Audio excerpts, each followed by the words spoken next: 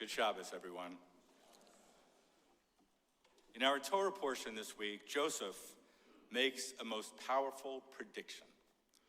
Although he was responsible for bringing them all down to the land of Egypt, on his deathbed, he now assures his brothers that God will return them to the promised land. And friends, as you might predict, one of my predictions during this traditional pre-New Year's prediction sermon will involve that very promise, the land of Israel. But before I get to that, each and every one of my prediction sermons over the years thus far begins with the same prophecy. I always say that I begin with this one because I want to get at least one prediction right. And that prediction, of course, has always been that this year, the Detroit Lions will not win the Super Bowl. But this year, it's not so simple. The Lions' run to the divisional championship has made it a much more difficult call. So my prediction this year is that the Lions will not win the Super Bowl. Sorry, folks. The difference, however, is that this year I am not 100% certain. So put an asterisk next to that one. Now, the Michigan Wolverines, they have a much better chance of winning a national title. And my prediction is that U of M will not win the championship. Alabama was a very difficult and, in my opinion, unfair draw for the first seed. They should have been playing Florida State, in which case they probably could have won the whole thing. As you can plainly see, however, I don't always like my own predictions. So believe me, I will rejoice if in a few weeks' time you will all be teasing me about how laughably wrong these first two predictions were. And since we are on sports, let me further predict that the Detroit Pistons will actually finally win something this year. That is the right to the first pick in the NBA draft. Being historically bad does have its rewards after all. And these Pistons, well, we should call them the really, really bad boys. In the field of politics, there are so many predictions to be made. So I am going to ask you for some help in making this next prediction. How many of you believe, and remember, this is not your wish or your vote, this is your objective analysis of what you believe will actually take place at the polls. How many of you believe that Ron DeSantis will be the Republican nominee for the office of president? Raise your hand if that's your prediction. Garnished, okay. How many believe it will be Nikki Haley? Few. How many predict the spot will be taken by former President Donald Trump? Raise your hand. This is not your vote. This is just your prediction, people. So, like the Pew Research Organization, this body overwhelmingly believes that Donald Trump will be his party's nominee. I agree. But despite the polls, I actually give Nikki Haley a puncher's chance. Not because former President Trump will be disallowed from any state ballots. Remember, 3 of the justices who will be ultimately making that decision were appointed to the Supreme Court by Mr. Trump himself. No, I make this prediction based on the possibility, far-fetched though it may be, that Democrats and independents will cross party lines in huge numbers to vote in the Republican primaries. And Haley, of course, would be the more palatable candidate for those folks. I won't even bother to conduct a poll here for the Democratic candidate, since despite President Biden's age, there are no serious contenders to the incumbent. The more interesting question then might be, will Kamala Harris once again be his running mate? If there were no emotions involved, another president might search around for a more popular choice. But my reading of him is that loyalty will outweigh the realpolitik. I just don't believe that Joe Biden has it in his kishkas to make the switch. Now, President Trump's running mate, however, will most definitely not be Mike Pence. If I believe that he would make the choice, as most candidates do, based on who would most strengthen the ticket, I would give Nikki Haley actually the nod, as she would be the most balancing choice for him. But Donald Trump is not known for his propensity to forgive and forget. So my prediction is that his running mate will not be any one of his current opponents, but rather will be drawn from among his allies in Congress, or perhaps a loyal governor, or even more provocatively, a talk show host. That actually is my bet. I mentioned our return to Israel at the outset. And my serious prediction for the war in Israel right now is exactly the way the Israeli authorities describe it. That war will go on for several more months until Hamas is militarily and politically degraded. But I wrote that 2 days ago, but I just learned this evening that Rabbi Loss is headed to Israel on a rabbinic mission in January. So if the war ends then, I would not be totally surprised. That said, my real prediction for this new year, and one that will give you a sense, I hope, of my overall optimism, is that our scheduled family mission to Israel for the winter of 2024 will go ahead as planned, and that it will be amazing.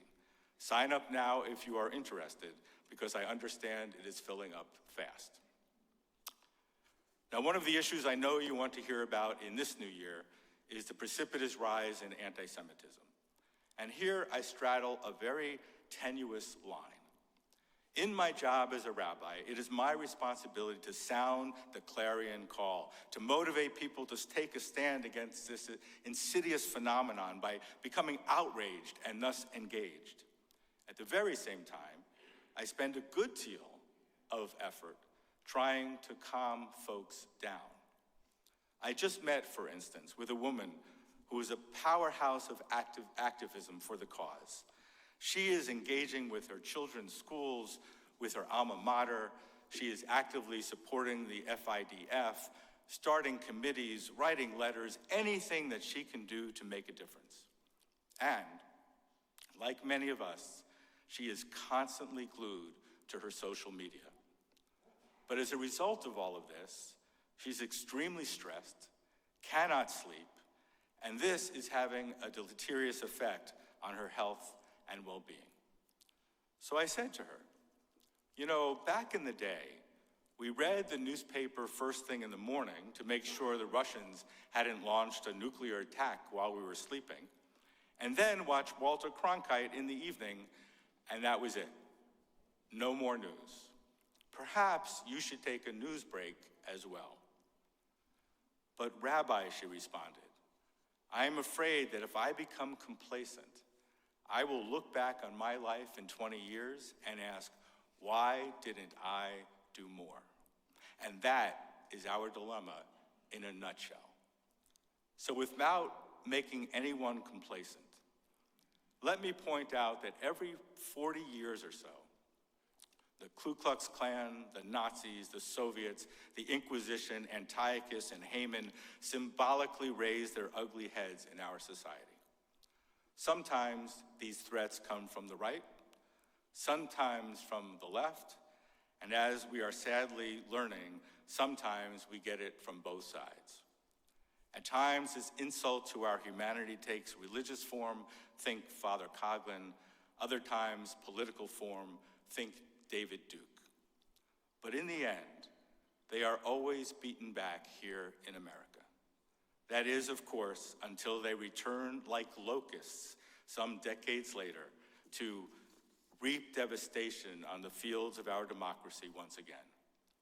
So my point is that this iteration of anti-Semitism will inevitably subside. But that is not to say that it will never return.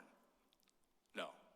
Unfortunately, it will ebb and flow throughout the rest of our lives and probably even the rest of history. I'm not sure that was as comforting as I meant it to be, But as I said, these are predictions, not prayers. Last year, I focused my scientific predictions on the field of transportation. And those predictions are coming true. In this coming year, for instance, we will see the introduction of the first flying taxis. So George Jetson, here we come. But the big innovations of this year will be in the field of AI, or artificial intelligence. Now, if you want warnings about the danger of AI taking over the world and destroying humankind as we know it, best to take Isaac Asimov's iRobot out of the library and reread it again. For my prediction is that AI will never and can never become human. And my argument is an entirely religious and theological one. As Jews, we believe that each human being is endowed with a soul, a neshama. Machines will always be machines for the simple reason that they cannot attain such an animating force.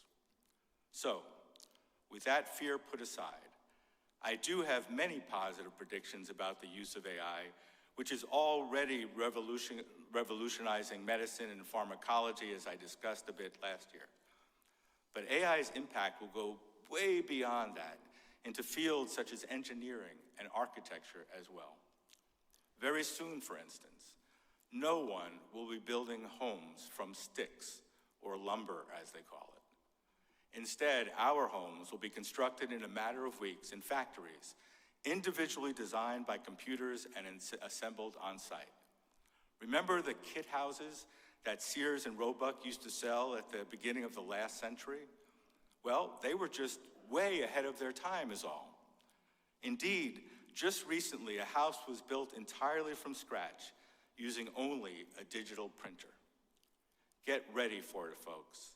It is coming, and it is going to revolutionize the way we live and where we live, and this will be for the better, as these homes will be more structurally sound, more weather resistant, and more ecologically efficient, while also being less expensive to build. One of the exciting applications of AI, I predict, will be in our field of religion. Now, I know they sound antithetical to one another, but hear me out. The great challenge for any relatively small nonprofit like ours is how to get business software to work in religious applications. I can tell you that Temple Israel struggles with this on a daily basis. But AI has the ability to rewrite computer codes, allowing existent apps or software programs to be revamped for a specific purpose, not for tens or hundreds of thousands of dollars, as is the case at present, but rather for pennies.